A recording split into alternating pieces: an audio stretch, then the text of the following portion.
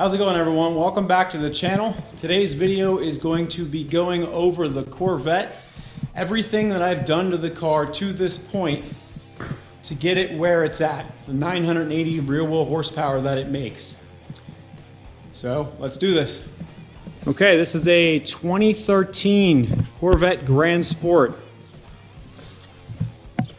I purchased this car May of 2017. And it was completely stock. So exterior wise, a lot of simple stuff that I did, but it really set the car off. The first and obvious is the black, or in this case, they're carbon flash metallic painted headlights.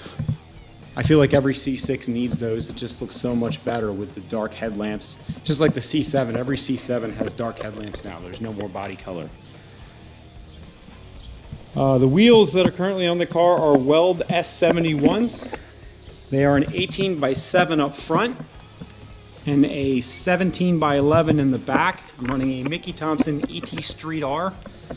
Best street strip tire ever. I love that tire. It hooks so well. And you can see in this shot here, I did lower the car, and it's quite low. I can't even fit my boot under the skirt there. But that's all factory suspension. The Corvette has a monoleaf with bolts at each end that you can screw down to lower the car, so you don't have to buy anything. It's not all the way down in the front, although it is quite low there. All the way down in the back, and I did modify that bolt to get a little bit lower, just so it didn't have too much of a raked look. I blacked out the side markers. I added this 01 style spoiler. The tail lights are LED eagle eye tail lights. Of course, I tinted the windows. That's 18%. The side the side emblems here are chrome from the factory, and on this color combo, they just stuck out like a sore thumb. So I had these custom painted in carbon flash metallic and the red insert there. And I mean, really, that's it for the exterior. It's simple and does the job, and it looks really aggressive. So before we move on to the engine, we'll just pop in the interior here. This is a 4LT car, so it is as loaded as you can get it. It has the black and titanium, or I should say ebony and titanium interior. I did add the suede steering wheel. It had leather from the factory and a suede shift knob and boot. Replace the factory nav unit with an aftermarket one, and the one and only gauge I have in here is an AEM wideband. So let's guess I need my keys to actually get in the car and pop the hood. Sorry, this garage is a giant mess right now. I just put up some new lighting up there, and I just have stuff everywhere.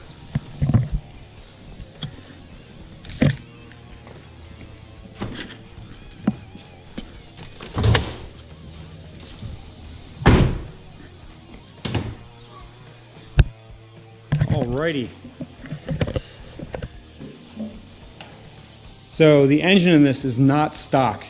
I had a aluminum 5.3 liter out of the trucks. I took it to a machine shop up in Carlisle, PA, and they put Darton drive sleeves in it. It's a 4125 bore, which is the stock bore for the LS7. And then I'm running the stock stroke. So what that makes this is a 387 cubic inch engine. It's right around 6.4 liters. I use the stock dry sump crank, which is a factory forged crank. The rods are Cowley's Ultra Billet rods, and then topped off with Wiseco pistons and their upgraded tool steel wrist pins. Stock LS3 heads. I do have a BTR stage 4 cam in here. And the guy over there, the Supercharger, is what makes all this amazing power. That is a Vortec YSI being spun with a 2.7 pulley and an overdriven lower pulley. Makes anywhere from 24 to 26 pounds of boost when I have that inlet on there instead of the air filter.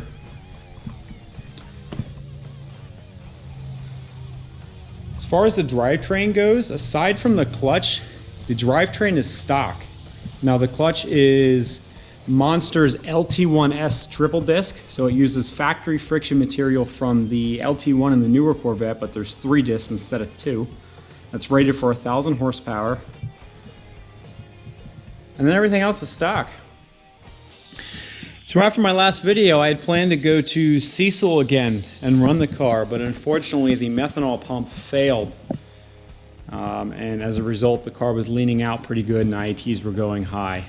I do have a tune that was ready to not use the methanol injection, but the IATs still go ridiculously high. This ANA intercooler is beyond maxed out. So, didn't go to the track, but we are going to replace that intercooler with Supercharger's 4.5-inch thick race intercooler. See if we can keep the IATs under control with that. If I need to, I will keep the meth system installed. I'd really rather not, but we'll see how the temps go, especially spinning the blower as hard as I plan on spinning it. Now, this car does have an upgraded fuel system on it because I am running 93 and E85, so right there's the flex fuel sensor. 99% of the time I run E85 in this car because I don't want to take the power hit. That's just no fun. But it's a factory fuel pump in the rear and then a Holley twin pump that comes on under boost. It's a full return system, and these are 1700cc injectors. The car has JBE long tube headers into the factory mufflers. Now the factory mufflers are a dual mode muffler. The inner tips there, the ones that are really dark, have valves in them that I have a remote. I don't know if you can see this in the shot here. If I hit the off button, it opens them valves all the time. That's why they're so black, because they're open really all the time. I don't close them unless I need the car to be quiet for some reason or another. But that's the car. If anybody has any questions on anything I may have missed, write it in the comments below and I'll be happy to answer. But now it's time to take the car out for a little ride. I'll show you guys how it is driving around, and we're gonna get on it a few times and you'll see how crazy it gets. Even with these tires, she could be a handful. Okay, we're ready to go for a little ride here. We're at my house. We are going to go about 10 minutes down the road to this highway in Mexico, do a couple pulls, we'll do some cruising. You'll see what it's like to drive a basically 1,000 real horsepower car on the street. I know it's not quite at 1,000, but don't worry. Once we get the intercooler on there and the smaller pulley, she'll go over that number. Hang on.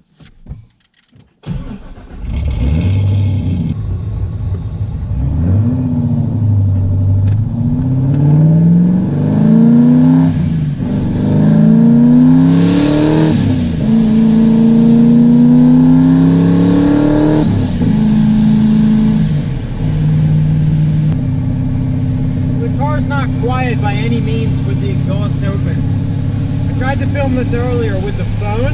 When I closed the exhaust, the audio self-adjusted and it actually sounded louder with them closed. So we'll see what happens, but hit the on button and that's the exhaust closed. Like I said, the phone raised the volume for everything else, so it actually sounded louder, but it is significantly quieter. But we can't restrict those bald eagles, so open it goes.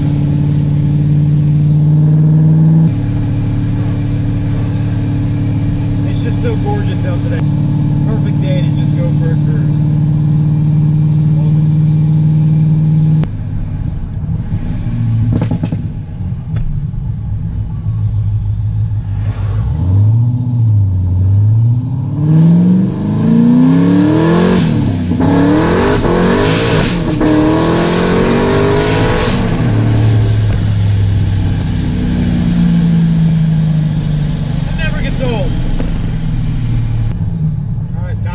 Mexican highway here, see what she can do. We'll slow down in third gear and do a hit in third, fourth. Nice open area here with no traffic around me. Coming up behind me, but I'll take off before that. Third gear. Hang on.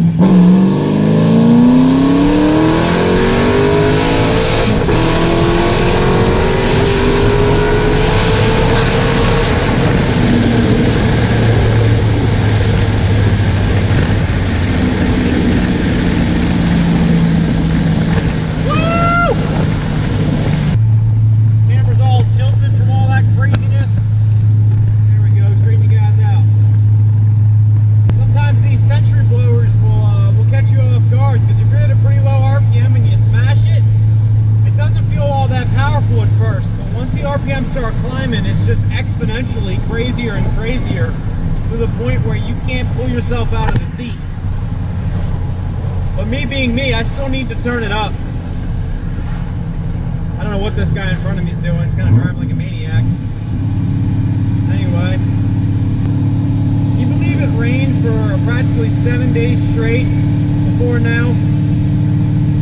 That's just crazy. Go through some serious withdrawals from this car, not being able to drive it for that long. See, when it rains like this and I don't get to drive the car, I turn into some kind of wild animal.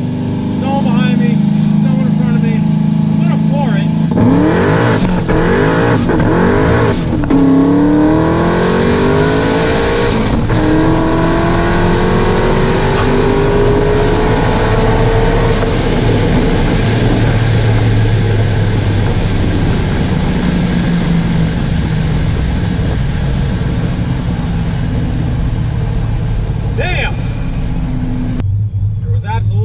Traction in first and second back there.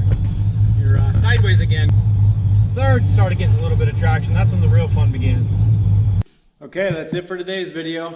I hope you learned something about the Corvette, how crazy she is to drive on the street, how much power she makes, and how she puts it down or doesn't put it down and leaves giant black marks down the road. If you like this video, give it a big thumbs up. And if you haven't already or you're new to the channel, go ahead and hit that subscribe button because we're going to have a lot more coming to you.